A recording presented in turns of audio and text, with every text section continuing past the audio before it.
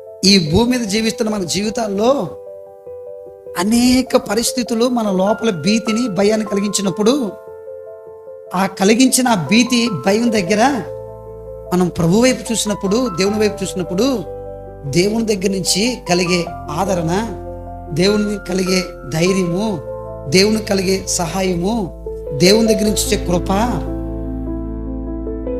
సమాధిలోకి వెళ్ళిపోయిన వారిని కూడా మళ్ళీ సమాజంలో తీసుకొచ్చి నిలబెట్టగలుగుతుంది ఆయన కృప. జీవితం అయిపోయింది అనుకున్న వారిని కూడా దేశం యొక్క ఉన్నత స్థలాల మీదకి తీసుకుని నిలబెడుతుంది ఆయన కృప.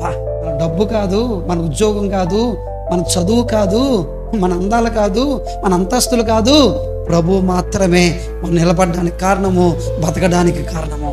యుగయుగాలు ఎల్లకాలము ప్రభువుతో నిత్య జీవంలో, పరలోకంలో జీవితాంతము ఉండడానికి కారణం ప్రభువే. ఎందుకంటే అపరాధముల చేత, పాపముల చేత చచ్చిపోయిన మనలని క్రీస్తు తనతో పాటు మనం లేపి తనతో పాటు కూర్చోబెట్టుకున్నాడు.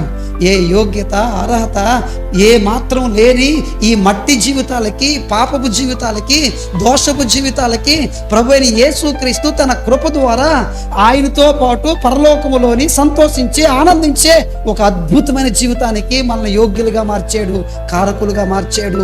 ఎంత గొప్ప దేవుడు ఈ దేవుడు.